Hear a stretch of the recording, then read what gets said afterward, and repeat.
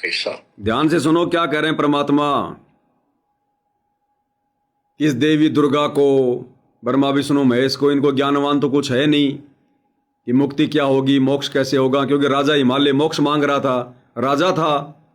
हिमालय वो पहाड़ नहीं है, हिमालय नाम का राजा था जो देवी दुर्गा का भगत था। तो देवी ने उसको धन तो खूब दे रखा था, राजा था, अब धन में सुख है नहीं। उसने कहा जी मुझे तो मोक्ष चाहिए। अब मोक्ष का ज्ञान देवी को नहीं, क्योंकि वो ज्ञान तो काल ने समाप्त कर दिया था। तो ये अटपट लगते हैं सुनाने। तो क्या कह रहे हैं गुरुदेव, ध्यान से सुनो एक बार। ये झूठ बोले ने ज्ञान तो है नहीं, और उस भक्ति का ज्ञान नहीं इनको, क्योंकि इन्होंने वो खत्म कर दिया जो मूल ज्ञान था, सूक्ष्म वेद का वो पार्ट हिस्सा। तो क्या कह रहे हैं गुरुदेव, वो सूक्ष्म ज्ञान का पार्ट, वो हिस्सा, वो मूल ज्ञान इस काल ने नष्ट करवा दिया था। अब भाई और बहनों, परमात्मा कहते हैं सारे खेल हमने किए, हमसे मिले सो निश्चय जिए। काल की क्या औकात बेचारे की, वो सूक्ष्म ज्ञान को नष्ट कर दे, मूल ज्ञान को नष्ट कर दे। वो भी परमात्मा ने करवाया, वो भी परमात्मा ने करवाया। बहुत सारे कारण होते हैं।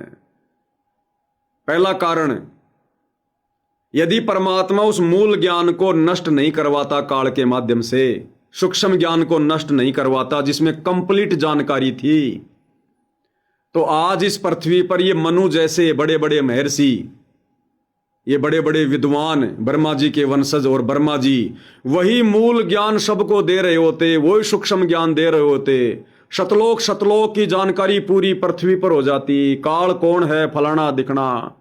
फिर आज गुरुजी कलयुग की बिचली पीढ़ी में आकर हमें उनसे अलग क्या बताते, हमें उससे अलग कौन सा ज्ञान बताते फिर, क्योंकि वो ज्ञान तो पहले से पूरे संसार में फैला हुआ है। और वही ज्ञान, वही मूल ज्ञान यदि गुरुजी आकर आज हमें बताते तो हम कैसे विश्वास करते, हम गुरुजी के कैसे शिष्य बनते कि ये ज्ञान तो सभी गुरु महाराज दे रहे हैं, ये ज्ञान तो सभी पंडित जी दे रहे हैं, ये ज्ञान तो सभी शास्त्रों में लिखा हुआ है, इस ज्ञान आधार से तो सभी भक्ति कर रहे हैं। तो गुरुजी की भक्ति को भिन्न मानकर फिर कौन यकीन करता, परमात्मा फिर क्या समझाते, हमें कैसे समझाते। तो पहला कारण तो यह था, परमात्मा ने उस ज्ञान को नष्ट करवाया काल में प्रेरणा करके। दूसरा कारण, यदि परमात्मा सूक्ष्म ज्ञान को काल में प्रेरणा करके नष्ट नहीं करवाते तो परमात्मा को इस गंदे लोक में आने का बहाना क्या मिलता। आज परमात्मा अपने बेटों का रूप बना बना के आ जाते हैं, जोगजीत का, कभी ज्ञानी का, कभी सहजदास का। किस लिए कि काल तूने वो मूल ज्ञान नष्ट करवा दिया, तूने वो सूक्ष्म ज्ञान नष्ट करवा दिया। मैं नीचे जाऊंगा, अपने बच्चों को ज्ञान समझाऊंगा। तो इस काल के लोक में आने के लिए परमात्मा ने यह बहाना बनाया कि भैया तूने मेरे ज्ञान को नष्ट क्यों किया, अब उस ज्ञान की पूर्ति करने के लिए मुझे इस तेरे लोक में आना पड़ा। तो ये बहुत सारे कारण होते हैं भाई और बहनों, सारे खेल परमात्मा ही खेलते हैं, काल की बेचारे की कोई औकात नहीं है, ये तो खुद अपना कर्म भोग रहा है। आगे क्या कह रहे हैं पूज्य गुरुदेव भगवान। तो इसने कहा कि ओम का जाप कर, राजा हिमालय से श्री देवी ने कहा, दुर्गा ने, ओम का जाप कर और सब बात छोड़ दे, वो ब्रह्म दिव्य आकाश रूपी ब्रह्म लोक में रहता, उस ब्रह्म को प्राप्त हो जाओगे, तुम्हारा कल्याण हो। गीता अध्याय 8 श्लोक 16 में बताया है कि ब्रह्म लोक में गए वे भी सब पुनरावृत्ति में है। गीता चारों वेदों का सारांश है, ये वेद है। जितना इसमें वेदों वाला ज्ञान है वो सत्य है, कुछ काल ने अपना मिलावटी किया है, वो अलग दिखाई देता है। वो केवल युद्ध कराने के लिए अटकलबाजी इसने की है और बीच में अपना तड़का भी लगाया है। वो साफ निर्णय हो गया, क्योंकि सूक्ष्म वेद सब कुछ है, उससे सभी छट गया अलग अलग से, ये गलत है, ये ठीक है। तो ब्रह्म लोक में गए वे भी पुनरावृत्ति में पुनर्जन्म होता है। गीता अध्याय 4 श्लोक 5 में इसने स्पष्ट कर दिया, अर्जुन तेरे मेरे बहुत जन्म हो चुके हैं, तो नहीं जानता नहीं। गीता अध्याय 2 श्लोक 12 में यही 10 के 2 में बताया कि मेरी उत्पत्ति तो हुई है, लेकिन ये ऋषि देवता नहीं जानते, क्योंकि ये मेरे से उत्पन्न हुए। फिर उस ज्ञान को जैसे जहां से शुरुआत हुई थी कि परमात्मा सतलोक से सबसे ऊपर के लोक में रहता, वहां से चलकर गति करके आता है, अपना सच्चा आत्म ज्ञान खुद बोलकर बताता है। गीता ध्यान से सुनना इन पॉइंटों को। आगे गुरुदेव के परमात्मा होने के विषय में संकेत है। क्या कह रहे हैं गुरुदेव कि वो ज्ञान, सूक्ष्म वेद वाला ज्ञान, ना चारों वेदों में ना गीता जी में, उस ज्ञान को बताने के लिए, समझाने के लिए परमात्मा खुद सतलोक से चलकर धरती पर आते हैं, अपने मुख कमल से बोलकर सुनाते हैं। सुनना बात हुई थी कि परमात्मा सतलोक से सबसे ऊपर के लोक में रहता, वहां से चलकर गति करके आता है, अपना सच्चा आत्म ज्ञान खुद बोलकर बताता है। गीता और क्या भूमिका निभाता है वो ज्ञान समझाने के लिए? तत्वदर्शी संत की। गीता अध्याय 4 श्लोक नंबर 34। ये काल ब्रह्म क्या कह रहा है अर्जुन को कि अर्जुन उस तत्वदर्शी संत की खोज कर ले। खोज होने के बाद भली भांति जाकर दंडवत प्रणाम कर विनम्र भाव से, तब तुझे वो तत्वदर्शी महात्मा तत्व ज्ञान का उपदेश करेंगे। अर्थात गीता ज्ञान देने वाले के पास भी वो ज्ञान नहीं है, तत्वदर्शी संत की ओर संकेत कर रहा है। तो परमात्मा जब सतलोक से आते हैं नीचे अपना ज्ञान बताने के लिए, तो क्या भूमिका करते हैं? गुरु की, तत्वदर्शी संत की। तो आज वर्तमान में वो तत्व ज्ञान कौन बता रहा है? सतगुरु रामपाल जी। कौन है तत्वदर्शी संत? कौन होता है तत्वदर्शी संत? खुद कबीर भगवान। 4 श्लोक 32 में, ये कोड वर्डों में है गीता ज्यादातर। उसमें बताया कि जो ज्ञान ब्रह्मणे मुखे सचिदानंद घन ब्रह्म ने अपने मुख कमल से बोली वाणी में बोला है, उस वाणी में विस्तार के साथ लिखा है, उससे ये पूर्ण मोक्ष होगा, फिर कभी जन्म मरण नहीं होता। उसके बारे में 4 अध्याय के 34वें श्लोक में कहा है कि उस ज्ञान को तत्वदर्शी संतों के पास जाकर समझ, उनको दंडवत प्रणाम करने से, कपट छोड़कर उनकी सेवा करने से वो तत्वदर्शी संत दे तत्व ज्ञान का उपदेश करेंगे। गीता अध्याय 15 श्लोक 1 में स्पष्ट कर दिया है, जो इस उल्टे लटके हुए संसार रूपी वृक्ष की के सभी विभाग का नारा नारा ज्ञान बता देता। सभी विभागों का पार्षद सवेदवित व वेद के तात्पर्य को जानने वाला है। गीता अध्याय 15 श्लोक 4 में कहा है कि उस तत्व ज्ञान के प्राप्त होने के पश्चात उस तत्व ज्ञान रूपी शस्त्र से इस ज्ञान को काट के, यानी तत्व ज्ञान को ठीक से समझकर उसके पश्चात परमेश्वर के उस परम पद की खोज करनी चाहिए, जहाँ जाने के बाद साधक फिर लौटकर संसार में कभी नहीं आते। अब आगे ध्यान से सुनो भाई और बहनों, मतलब की बात है। और उसी की भक्ति करो जिसने सारे संसार रूपी वृक्ष को बनाया है, सृष्टि रची है। बच्चों, ये है वो तत्व ज्ञान, ये है वो मूल ज्ञान, सार ज्ञान निष्कर्ष निकाल के रख दिया गया है। क्या कह रहे हैं गुरुदेव? गीता ज्ञानदाता क्या कह रहा है? और उसी की भक्ति करो, और उसी की भक्ति करो जिसने संसार रूपी वृक्ष को बनाया है और अपना ज्ञान मुख कमल से आकर बोलता है। ध्यान से सुनो। और उसी की भक्ति करो जिसने सारे संसार रूपी वृक्ष को बनाया है, सृष्टि रची है। बच्चों, ये है वो तत्व ज्ञान, ये है वो मूल ज्ञान, सार ज्ञान निष्कर्ष निकाल के रख दिया गया है। निष्कर्ष निकाल के रख दिया गया है। ये है वो मूल ज्ञान, वो सार ज्ञान। अब अपने मुख कमल से बोलकर तत्व ज्ञान कौन समझा रहा है? सतगुरु रामपाल जी समझा रहे हैं। अपने मुख कमल से तत्व ज्ञान बोलकर सतलोक से धरती पर प्रकट होकर कौन समझाता है? कबीर भगवान समझाता है, परम अक्षर ब्रह्म समझाता है। तो वर्तमान में कौन समझा रहा है? आप और हमें सन 1994 से, और वर्तमान में हिसार जेल में बैठकर भी सतगुरु रामपाल जी। तो कौन हुए सतगुरु रामपाल जी? खुद कबीर भगवान। अब सतलोक आश्रम से जुड़े भाई बहनों के मन में काल शंका पैदा कर देगा कि भाई अपने मुख कमल से वाणी बोलकर परमात्मा ने ये ज्ञान समझाया। ये तो कबीर जी के लिए कह रहे हैं, क्योंकि 650 साल पहले कबीर भगवान आए थे, उन्होंने अपने मुख कमल से वाणियां बोली थी, तत्व ज्ञान बताया था, धर्मदास जी ने लिपिबद्ध किया था। अब गुरु जी तो कबीर भगवान के द्वारा मुख कमल से बोले गए ज्ञान को, जो कबीर सागर के रूप में लिपिबद्ध है, अब गुरु जी तो उस आधार से ज्ञान दे रहे हैं। तो यहां जो ये बात गीता ज्ञानदाता कह रहा है ना कि वो कबीर भगवान अपने मुख कमल से वाणियां बोलकर अपना ज्ञान बताता है, भाई ये तो कबीर जी के लिए है। यानी काल गुरु को भगवान मानने देगा नहीं इतनी आसानी से। तो भाई और बहनों, ऐसी बात नहीं है। अगर आप सतलोक आश्रम से जुड़े भाई बहनों के लिए अगर मुख कमल से वाणी बोलकर ज्ञान को कबीर भगवान ने बताया और उसके बाद उसी ज्ञान को संत रामपाल जी बता रहे हैं, तो भैया इस आधार से तो फिर वो कबीर भी भगवान नहीं है। जिस कबीर ने तुम लोगों के अनुसार 650 साल पहले अपने मुख कमल से वाणियां बोलकर ज्ञान सुनाया, फिर तो वो भी भगवान नहीं है। फिर भैया उस कबीर से पहले तो द्वापर युग में करुणामय जी ने अपने मुख कमल से ज्ञान बोलकर सुनाया था, और उसी ज्ञान को, क्योंकि करुणामय जी ने कौन सा ज्ञान दिया? सतलोक का ज्ञान दिया। उसी ज्ञान को फिर आगे चलकर कबीर जी ने बताया, तो कबीर जी तो फिर करुणामय जी के ज्ञान को कॉपी कर रहे हैं।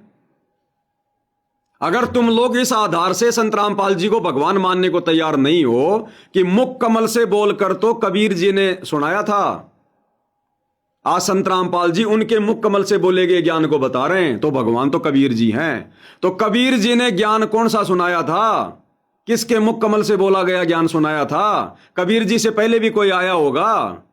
द्वापर में कौन आया था? करुणा में ऋषि आया था, उसने भी तो अपने मुख कमल से बोलकर ही ज्ञान सुनाया था सतलोक का, और वही ज्ञान फिर कबीर जी ने दिया। तो इस आधार से तो फिर कबीर जी भगवान नहीं है, कबीर जी तो केवल गुरु जी थे। फिर तो भगवान करुणामय हुआ। फिर उससे पहले चले जाओ, फिर तो द्वापर में जो करुणामय जी थे वो भी भगवान नहीं थे, क्योंकि करुणामय जी ने तो उस ज्ञान को बताया जो ज्ञान त्रेता युग में मुनिंदर जी ने अपने मुख कमल से बोलकर सुनाया, और द्वापर में करुणामय जी ने मुनिंदर वाले ज्ञान को सुनाया। फिर तो करुणामय जी भी भगवान नहीं थे, क्योंकि करुणामय जी ने तो मुनिंदर वाला ज्ञान बताया। फिर तो मुनिंदर भी भगवान नहीं थे, क्योंकि यह ज्ञान तो सतयुग में सतसुकृत ऋषि ने सुनाया था अपने मुख कमल से वाणियां बोलकर। त्रेता में मुनिंदर जी ने उसको कॉपी कर लिया। तो इस आधार से तो फिर कोई भगवान नहीं है। भाई बैठ जाओ अपने अपने घर पे। अरे वर्तमान में कौन सुना रहा है वो ज्ञान है? अगर 650 साल पहले कबीर जी ने सुनाया था, तो बीच में किसी और ने क्यों नहीं सुनाया? आज वो तत्व ज्ञान, पूरा ज्ञान, मूल ज्ञान, सार ज्ञान, जिस ज्ञान को कंप्लीट कबीर ने भी नहीं सुनाया 650 साल पहले। धर्मदास मेरी लाख दुआई, मूल ज्ञान कहीं बाहर न जाई। वो मूल ज्ञान कबीर जी ने भी नहीं दिया। आज वो मूल ज्ञान सतगुरु रामपाल जी दे रहे हैं, अपने मुख कमल से तो बोलकर सुना रहे हैं। कबीर जी कौन सा हवा में सुनाया करते थे? जैसे कबीर जी मुंह से बोला करते थे, वैसे ही सतगुरु रामपाल जी बोल रहे हैं। अगर सतगुरु रामपाल जी कबीर जी का ज्ञान बोल रहे हैं, तो कबीर जी भी तो उस करुणामय जी का ज्ञान बोल रहे थे। वो करुणा में भी तो मुनिंदर ऋषि का ज्ञान बोल रहे थे, मुनिंदर ऋषि भी तो सत्सुकृत का ज्ञान बोल रहे थे। इस आधार से तो फिर आगे से आगे बढ़ते रहो, फिर भगवान कोई नहीं है।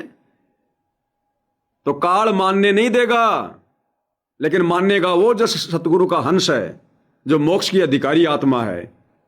तो जहां गुरुदेव बार बार इस बात का जिक्र करते हैं कि वो परमात्मा सतलोक से चलकर धरती पर प्रकट होकर अपने मुख कमल से सूक्ष्म वेद का ज्ञान बोलते हैं, वाणियों में, दोहों में, चौपाइयों में, वो सूक्ष्म वेद है।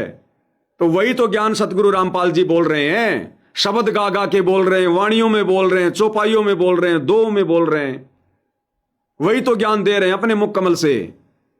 अब आज अगर सतगुरु रामपाल जी कोई नया कोई ग्रंथ लिखवा देते, कबीर सागर, फलाना सागर, तो आप और हम ही उनको रिजेक्ट कर देते।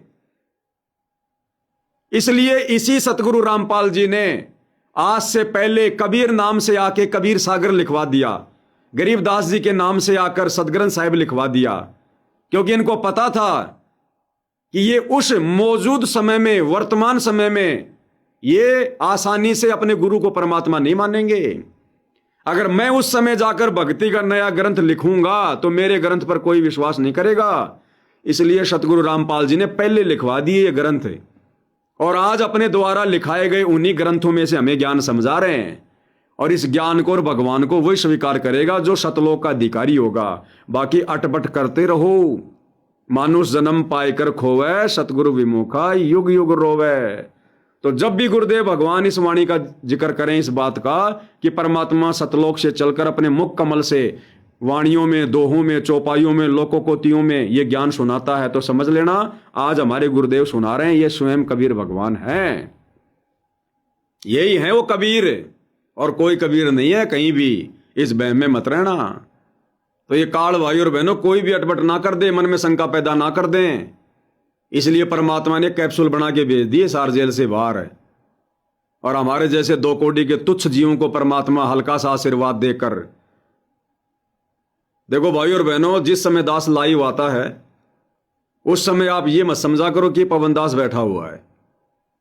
पवन दास की कोई औकात नहीं है। मेरा बाप कोई सत्संगी नहीं था, मेरा बाप कोई शास्त्रों का जानकार नहीं था। मेरी पीढ़ियों ने अपना धंधा किया रखाया है। मेरे बाप ने, मेरे दादे ने, जिनको मैं जानता हूं, उन्होंने धंधा खूब किया, बैल से ज्यादा कमाया, बैल से ज्यादा। आज से 50 साल पहले हमारे 4-4 बैलगाड़ियां चलती थी। मेरा बाप और मेरा दादा ठेकेदार था पंजाब में रहा करते थे हम। ये दास भी बचपन में ये चंडीगढ़ में रहा करता था। पूरी पंजाबी आती थी। पटियाला में स्कूल है सतनाम पब्लिक स्कूल, उसमें पढ़ा करता था मैं। और मेरे बाप के समय में, मेरा बाप ठेकेदार था, 200 लोग काम करते थे उसके नीचे। ये 1990 के आसपास की बात है। और मेरा दादा वो पंजाब में बुच्चू मंडी में ठेकेदार था, 200-300 आदमी काम करते थे, 4-4 बैलगाड़ियां चलती थी मेरे दादा के पास। उस समय की 4 बैलगाड़ियां, आज के 4-4 ट्रोले। लेकिन सारा पैसा दोनों बाप बेटों ने दारू पी के उड़ा दिया। तो ये ना समझना कि मेरे बाप दादा कोई सत्संगी थे, अच्छे इंसान थे, लेकिन शास्त्रों का ज्ञान नहीं था, भक्ति से दूर थे। तो जब ये दास लाइव आता है ना, और ये जो इतना ज्ञान झाड़ रहा है, ये कोई पवन दास की औकात नहीं है। भूल जाना इस बात को। मुझे पता है मेरी औकात क्या है, मैं कैसे अपना टाइम पास कर रहा हूं वर्तमान में, कैसे परमात्मा की सेवा हो पा रही है। मुझे पता है मैं किन परिस्थितियों में जी रहा हूं, किन परिस्थितियों में रह रहा हूं। तो ये पवन दास की औकात नहीं है, भूल जाना इस बात को। जिस समय ये दास लाइव आता है, स्पेशली उस समय परमात्मा सतगुरु रामपाल जी भगवान, ये समझो इस सोफे पे बैठे हैं, मैं केवल उनकी गोद में बैठा हूं। केवल परमात्मा मुझे आप लोगों के सामने कर रहा है, केवल एक डमी। जैसे 650 साल पहले वो भैंसा राम वेद मंत्र बोल रहा था, अब भैंसे की औकात है क्या वेद मंत्र बोल देगा, हिंदी में अनुवाद कर देगा। तो मुझ पवन दास की औकात है क्या ये विशेष संदेश। पहली बात तो गुरुदेव भगवान कहते हैं कि बच्चों, ये जो वेद हैं, जो गीता जी हैं, ये कोड वर्ड में है, इनको आम व्यक्ति नहीं समझ सकता। सतगुरु रामपाल जी ने आके समझाए। अब सतगुरु रामपाल जी ने जो सत्संग किए, और विशेषकर जो हिसार जेल से जो विशेष संदेश भेज रहे हैं, जो उनके द्वारा किए गए सत्संगों का भी निष्कर्ष है। अरे चारों वेदों का और गीता जी का निष्कर्ष गुरु जी के सत्संग, जो सत्संग 1994 से 2014 तक किए। और हिसार जेल से जो विशेष संदेश भेज रहे हैं, ये गुरु जी के सत्संगों का निष्कर्ष है। क्योंकि गुरुदेव कह रहे हैं कि विशेष संदेश ये कैप्सूल हैं। ये दास जो पहले 4-4 घंटे के सत्संग करता था, अब हिसार जेल वाले 1 घंटे के विशेष संदेश में वो 4-4 घंटे के सत्संग डाल रखे हैं। ये कैप्सूल हैं। ये तो और भी ज्यादा सांकेतिक है, कोड वर्ड में है। तो पवन दास जैसे इस कुत्रू की औकात है क्या? ये बड़े बड़े ऋषि महात्मा आचार्य शंकराचार्य वेदों का निष्कर्ष नहीं निकाल पाए। सतगुरु रामपाल जी के विशेष संतों का निष्कर्ष कौन निकाल देगा? जीव निकाल देगा। औकात है क्या? तो दास ये समझो परमात्मा की गोद में बैठा, आप लोगों को दिखाई दे रहा है, बस इतना ही है। विशेषकर लाइव के समय, लाइव से हटते तो मैं आप जैसा हो जाता हूं 2 मिनट में, कुछ नहीं। फिर आप मेरे से बात करोगे, कुछ भी करोगे ना, मेरी विशेष कोई रुचि होती है किसी को समझाने में, किसी को बताने में। ये लाइव के समय परमात्मा अपना आशीर्वाद दे के बुलवाते हैं एज ए टेप रिकॉर्डर। ये बातें कौन बता देगा, कौन बोल देगा? गुरु के सत्संगों को कोई निष्कर्ष निकाल देगा क्या? ये गुरु जी के परिवार वाले राजनेताओं की रैलियों में धक्के खा रहे, ये नहीं आ सकते लाइव? गुरु जी के सत्संगों के ऊपर वीडियो ये नहीं बना सकते? गुरु जी की पुस्तकों के ऊपर वीडियो गुरु जी का बेटा नहीं बना सकता?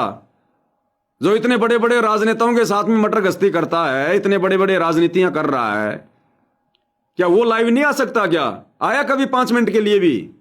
क्या गुरु का भाई जो 30 साल से भगत है, गुरु जी के साथ रहता था, कभी कभी 5 मिनट के लिए लाइव आया? आप लोगों के साथ में साथ संगति करी, कोई ज्ञान चर्चा करी, गुरु जी की पुस्तकों पे कभी कोई ज्ञान चर्चा करी, गुरु जी के सत्संगों का मर्म कभी उसने समझाया? तो दास पे क्यों दया हो रही है? क्योंकि दास केवल एज ए डमी है।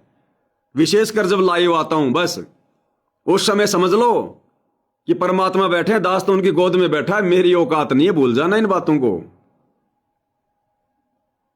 तो इस समय भाई और बहनों, इन विशेष संदेशों को ध्यान से सुनो। ये निष्कर्ष निकाला जा रहा है, अध्यात्म का निष्कर्ष फाइनल। आज तो आप साथ संगति से जुड़े भाई बहन सुन रहे हो, कल को पूरा विश्व सुनेगा, पूरा विश्व। ये रिकॉर्ड हो रहे हैं, पूरा विश्व सुनेगा। इस मकान में मैं अकेला बैठा हूं, अकेले आदमी की औकात नहीं है, वो इतना बोल लेगा, 3-3 घंटे बोल लेगा, जब सामने कोई सुनने वाला ही नहीं है। 3-3, 4-4 घंटे लाइव और कोई गलती नहीं जरा सी भी। ये जीव की औकात है क्या? अरे सामने कोई 5-10 आदमी बैठे हो जब, तो मेरा भी मन लगे बोलने में। अब सामने तो कैमरा है और मैं बैठा हूं इधर, कोई दूसरा है ही नहीं। अब मैं कैसे बोलूंगा? इतनी रुचि मेरी कैसे बनेगी 3-3 घंटे इस कमरे में बैठ के अकेले? तो ये पवन दास की औकात नहीं है। इस समय भाई और बहनों, भगवान का विशेष आशीर्वाद होता है। चाहे उनकी प्रेरणा समझ लो, चाहे वो मुझे अपनी गोद में लेके बैठे हैं, कुछ भी समझ लो। केवल ये पवन दास तुम्हें दिखाई दे रहा है इस समय। बाकी समय तो मैं गधा हूं, 2 कौड़ी का जीव हूं, मैं कुतरू हूं। लेकिन इस समय भाई और बहनों, आपने विशेष ध्यान से सुनने, आने वाले समय में तो पूरी दुनिया सुनेगी इनको।